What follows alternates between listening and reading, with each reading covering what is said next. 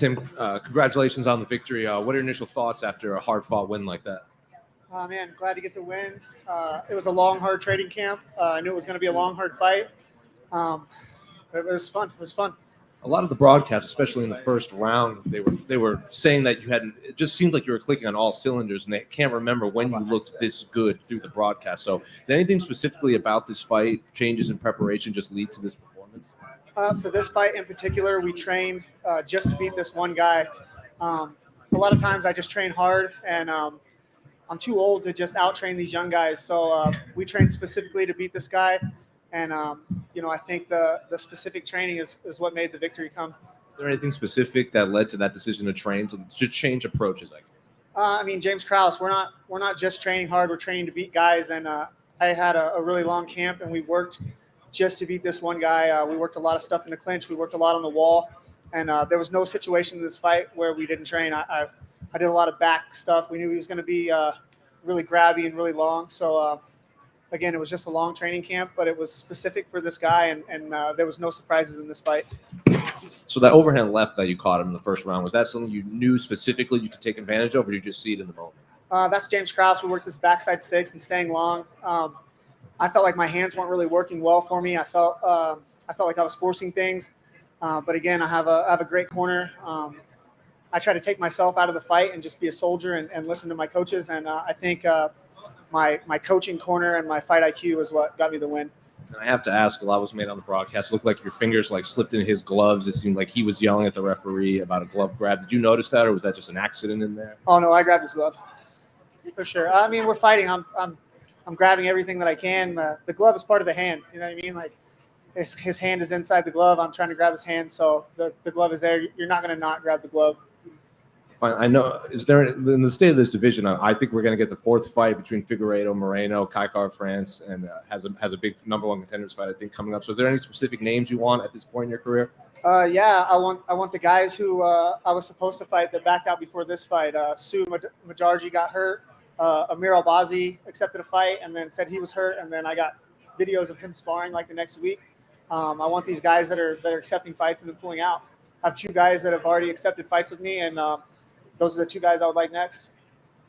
There's a couple of knees that you got him with that were very, really close with him almost being grounded. Did you time that just perfectly? Did you get lucky, or were you even aware of whether his knee was down or not? I can't fight and referee both, so that's on the ref to do his job. I'm there to fight.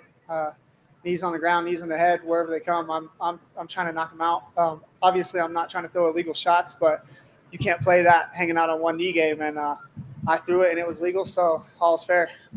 When you talked about the specific approach to the fight just for him, did you find that as a nice change as opposed to just broadly training everything? Is that what you're hoping to do going forward? Yeah, man, I'm getting older. I used to just work like a dog, but I'm too old. I'm never going to be able to outwork guys like Brandon Moreno, these young guys. I'm going to have to train smarter, not harder.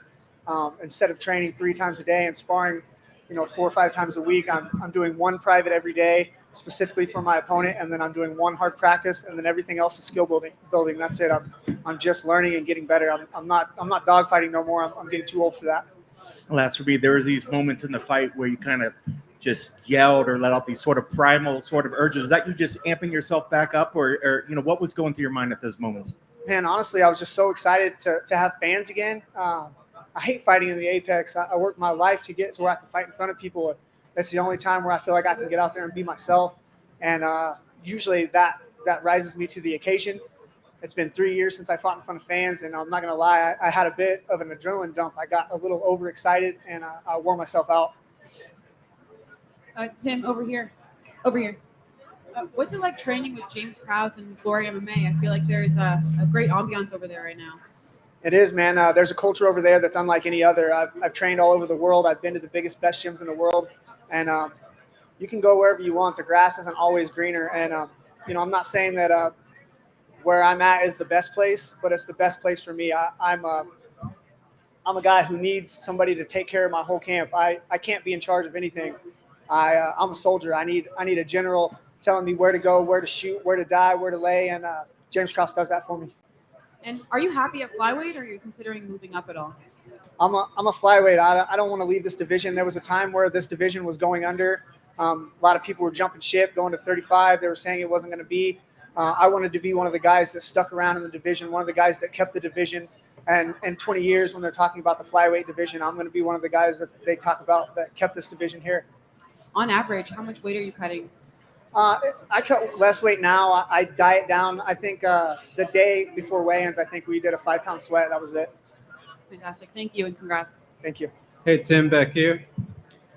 Tim, I was curious, obviously late in that third round, he's got the back and it looks like a little dicey. Just can you walk us through what was going on in your mind? Was it close? Were you worried at all about, hey, he might be able to force a 10-8 on the scorecard, anything like that? Of course it's a worry when somebody has your back. We worked a ton. We knew he was going to be good there. We knew eventually he was going to get me down. We knew eventually that he would have my back. And I think without the specific training for this guy, I probably would have got finished there. We worked a ton from that position. And normally I would have been a little bit more panicked and trying to get out of there, but I had James in my ear telling me that I'm fine. He knew the choke wasn't there. The punches were on top of my head. They weren't hurting me. Again, I lost my last fight because I wasn't urgent in the third, and that did cross my mind. But I was worried if I tried too much that maybe he could slip that choke in. So I just hung tough and waited out the clock. I'm going to be honest. This question I asked more for your reaction. Can you walk us through exactly how Laura Sanko got you in the wrist lock? Man, it was a long time ago, but she just caught me. I don't know if you guys know this, but Laura Sanko is a gangster. I cornered her in her first pro. She's an undefeated pro fighter. She's a really good grappler, and she's fucking mean. Like if you get on the mat with her, she's mean, and she'll twist your stuff. So yeah, I got caught up in her, nethers, and she pulled my elbow and she wrist locked me. It's been years and years ago, but yeah, she legit got me. Thank you. Tim, congrats on the win. You have guys like Dom Cruz, Ronnie Yaya in the game. Jose Aldo, you're right there getting your respect. What are the secrets to the longevity? How do you keep, stay relevant?